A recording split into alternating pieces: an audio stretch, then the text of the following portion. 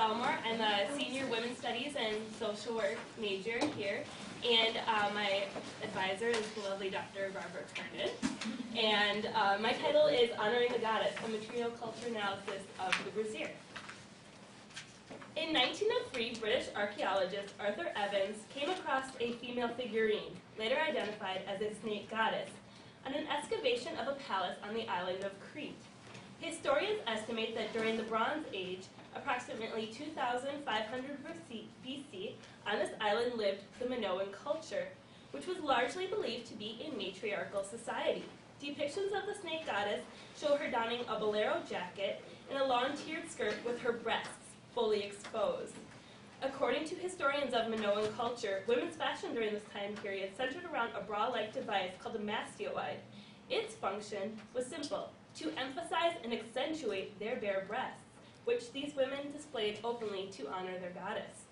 The mastioide is one of the first versions of the bra that historians have identified, and its function was to honor a female deity. One has to wonder, when did the bra's function shift from honoring the goddess to attracting the god? What truths can we learn about women in our culture from an analysis of the brassiere?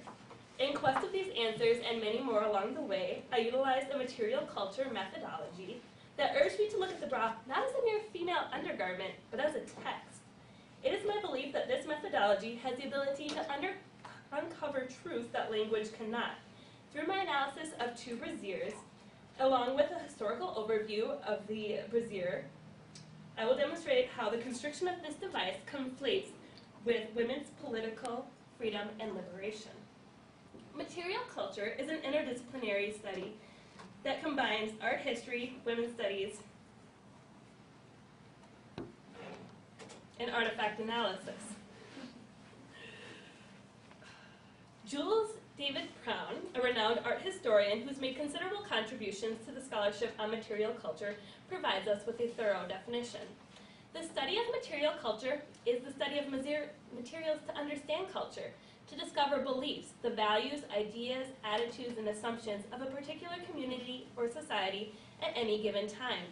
The underlying premise is that human-made objects reflect, consciously or unconsciously, directly or indirectly, the beliefs of individuals who commissioned, fabricated, purchased, or used them, and by extension, the beliefs of the large society to which these individuals belonged.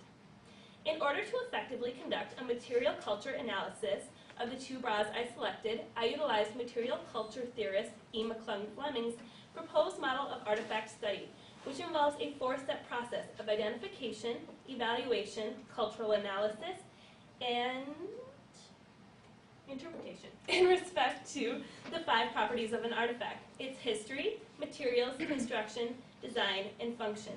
Adhering to each step in this process ultimately results in an informed conclusion about the context this artifact existed in. As a feminist scholar, before diving into my analysis of the brassiere and detailing more specifically the process of reading an object as a text, I must first disclose my research's limitations. My analysis is by no means an attempt to cover an entire history of the brassiere. I narrowed my focus to the bra as it appeared in the United States and limited to myself studying its forms from the mid-19th century to today. Another limitation of my study is that it mainly focuses on the undergarment fashion of the white upper to middle class women. This is because fashion trends in our society have historically been set by the dominant culture, which in America has been the white and wealthy. There is certainly potential for more research on this topic, which could trace the bra further back in history, look to the history of the bra outside of the United States, or look at how they vary across racial and class lines. Finally, it's important for me to disclose that I was not able to place my hands on every version of the brassiere over the past 150 years. I made an effort to obtain two brassieres to analyze and was able to obtain one somewhere in New Jersey right now, unfortunately. The rest I had to analyze with the help of detailed descriptions, illustrations, and advertisements from that time period. It is important when conducting a material culture analysis of an artifact to note what the surrounding context is. I mean this quite literally. Before we can analyze the bra, we need to identify the functions and the significance of the breast. Breasts are an erogenous zone on the female body, a location of sexual pleasure for many women. Breasts have the potential to feed infants milk after a woman has given birth to a child. Breasts come in all shapes and sizes. We have big breasts, small breasts, pointy breasts, droopy breasts. Every woman's breast is unique as she is, but someone's doing something unnatural to the breast by constructing brasiers that are generic. Why do we seek to destroy each breast's individuality? Brown argues that artifacts in our life serve to alleviate certain anxieties, and that by conducting a material culture analysis of an object, we can unearth those anxieties which are embedded within it, which I did for each version of the bra that I studied. However, it is my belief that there's an overlying anxiety embedded in most bras.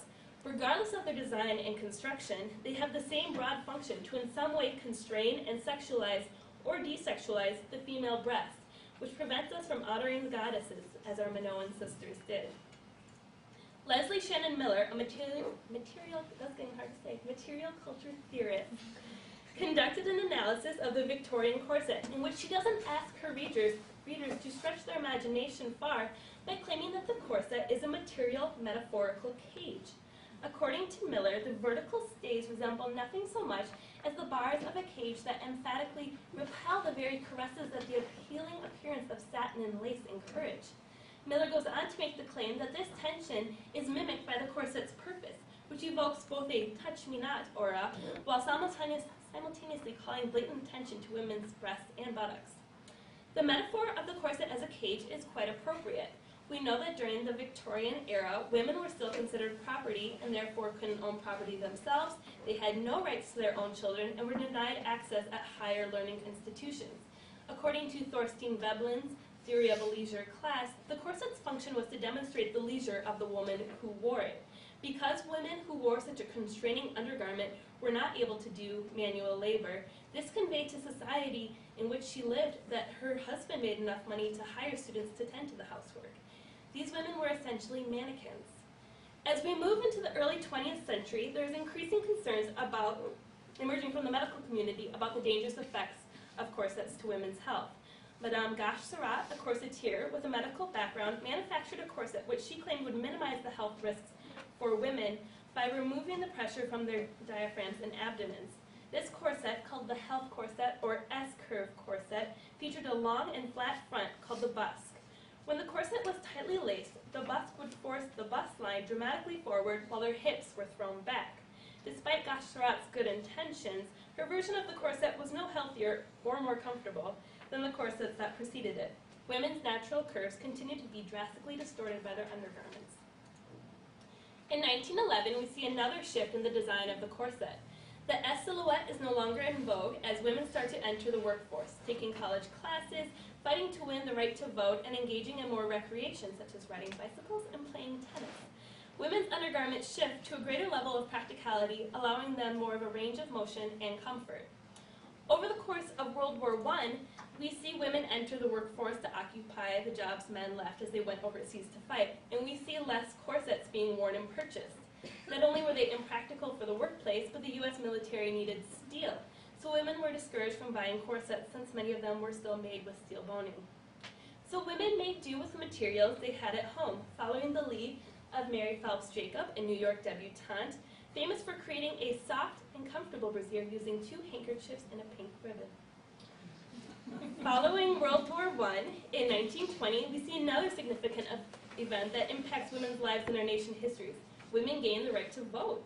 It's not surprising that at a time when women have greater access and freedom, we see that their breasts are also less confined. The brassieres being worn by young women during this time were thin and comfortable. For older women who still wanted to wear a corset, we see an emergence of corsets made with elastic and rubber, which provide them with support but are not nearly as constricting as the previous versions.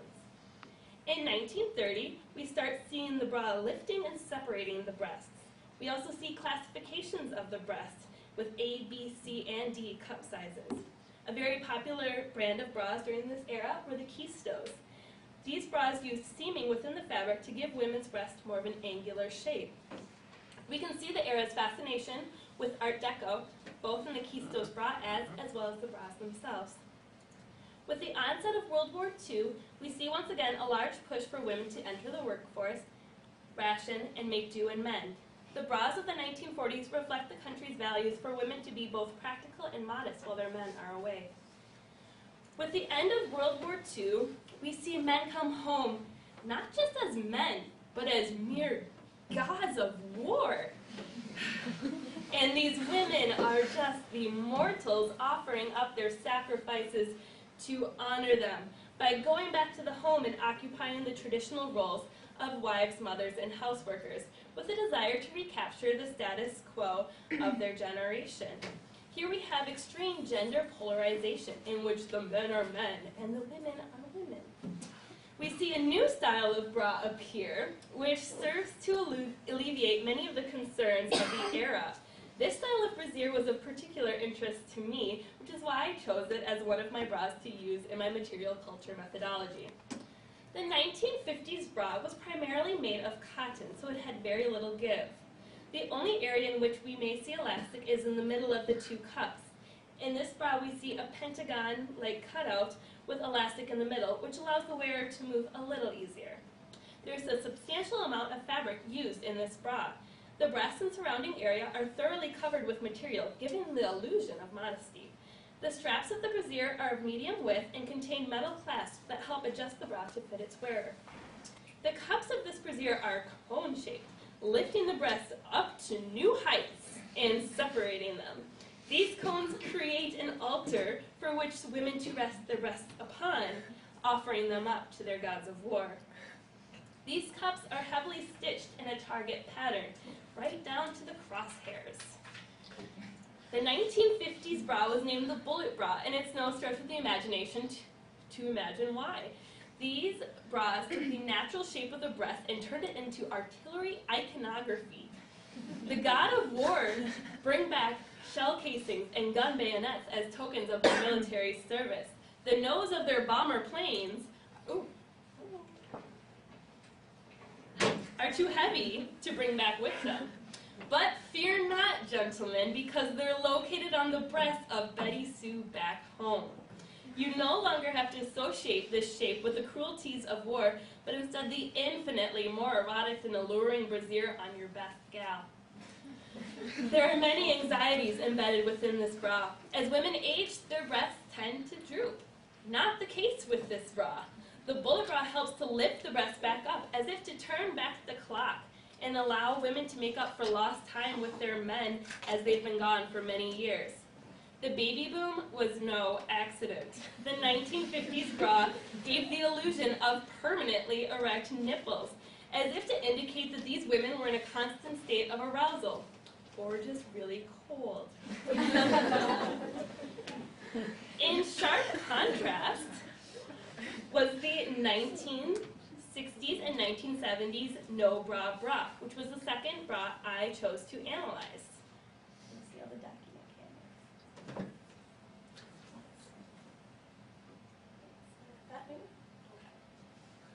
Here we go. So this is a white maiden-form bra. The tag designates no cup size. It is simply a medium. Given the synthetic materials it's made of, primarily nylon with some lycra, it is extremely lightweight, stretchy, and soft. Approximately a 2-foot elastic band runs at the base of the brassiere. The straps are also made of elastic with a plastic adjuster, allowing for it to fit comfortably on the wearer. The breast panels are made from one piece of fabric with a 1-inch gathering that slightly separates the breasts. The material is quite thin, often allowing the shape of the nipple to be seen. The emphasis of this bra is on complete comfort of its wearer. It does not attempt to alter the breast's natural shape, but rather celebrates it. So how did we make the leap from the constricting bullet bra of the 1950s to the soft and supple no bra bra of the 60s and 70s?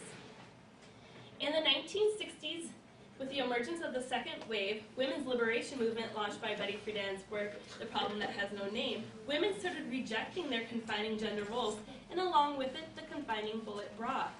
Many women chose to go braless or only wear the light no bra bras, which I have just recently described, as they sought equality in every avenue of their lives during this time, fighting for greater access into the workforce,